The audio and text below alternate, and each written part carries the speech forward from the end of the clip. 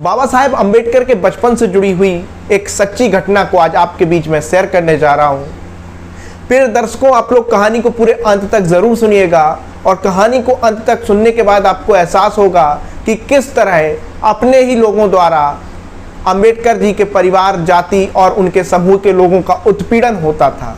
कैसे इस देश में अछूतों को देखा जाता था, किस तरह से उन्हें शोषित किया जाता था। एक वंचित वर्ग की कहानी।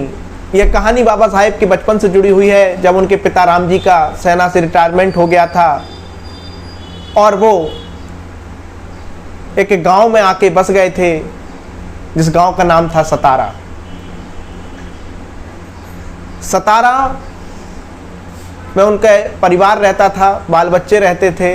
लेकिन राम जी रिटायरमेंट के बाद स्टोर कीपर की एक नौकरी के लिए कोरेगांव रहने लगे थे। जब छुट्टियां हुई तो भीमराव अंबेडकर की इच्छा हुई कि वो अपने पिता से मिलने जाएं और काफ़ी दिन हो गए हैं। तो उनके बड़े भाई आनंदराव, भीमराव अंबेडकर के, और भीमराव दोनों लोगों ने एक चिट्ठी लिखी और पिताजी को भेजा कि हम लोग इस दिन इस ट्रेन से आने वाले हैं। लेकिन वो चिट्ठी उनके पिता को प्राप्त नहीं हो पाई, जिसके चलते भीमराव अंबेडकर और उनके भाई आनंदराव दोनों लोग ट्रेन से बैठे सतारा से और कोरेगांव के लिए रवाना हुए। जैसे ही वो लोग कोरेगांव स्टेशन पहुंचे तो उन्होंने देखा कि उनके पिता तो वहां है ही नहीं। तो दोनों नन्हे नन्हे बालक, उनके चेहरों पर मायूसी छा गई कि अभी तक पिता को जब सूचना भी थी कि हम लोग आ रहे हैं और पिता लेने नहीं आए।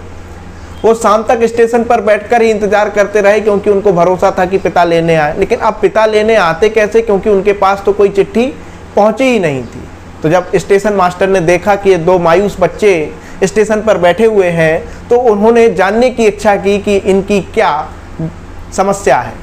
जब स्टेशन मास्टर को पता चला कि बच्चों के पिता उनको लेने नहीं आए हैं और बच्चों के पास अपने पिता का जो एड्रेस या पता था वो था, उनके पास पैसे भी थे, तो उन्होंने एक बैलगाड़ी बच्चों के लिए कर दी। आनंदराव और भीमराव अंबेडकर के लिए एक बैलगाड़ी का इंतजाम किया, जो किराए से बैलगाड़ी उस समय चलती थी। तो उसने कुछ अपना भाड़ा बताया जो अंबेडकर जी अदा करने के लिए तैयार थे, और दोनों भाई बैलगाड़ी में बैठकर और तीसरा जो बैलगाड़ी चालक था, तीनों लोग चल दिए मंजिल की ओर।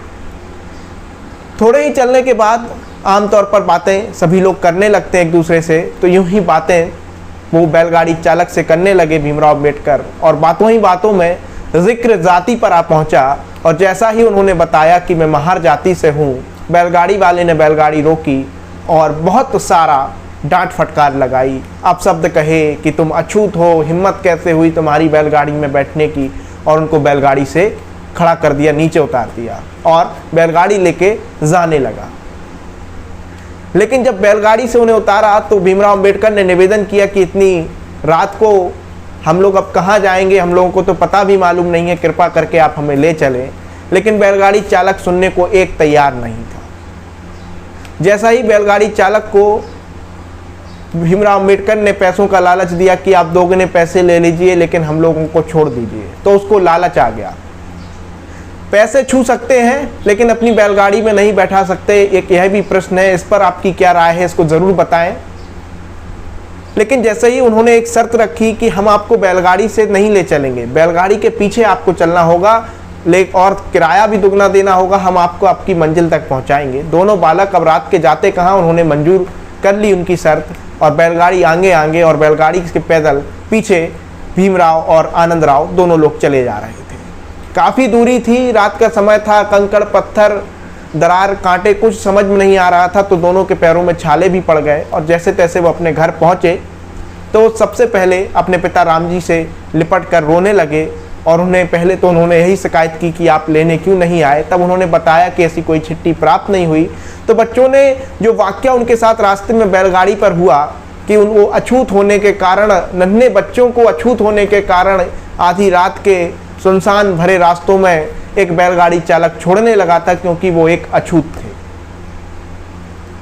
तो जब ये पूरा वाकया अपने पिता को अंबेडकर जी ने बताया तो अंबेडकर जी के पिता ने कहा, सुनो अंबेडकर, इस अछूत का बदला, इन अपशब्दों का बदला तुम्हें एक उच्च शिक्षा प्राप्त करके और एक उच्च पद प्राप्त करके लेना होगा।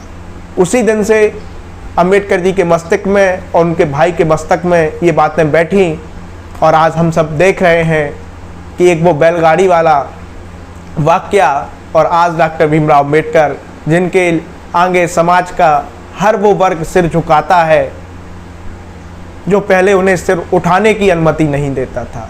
तो इसी को कहते हैं संघर्ष और इसी को कहते हैं महानायक भीमराव अंबेडकर का जीवन गाथा। अंबेडकर जी की जीवन की और भी कहानियों को सुनने के लिए चैनल को जरूर सब्सक्राइब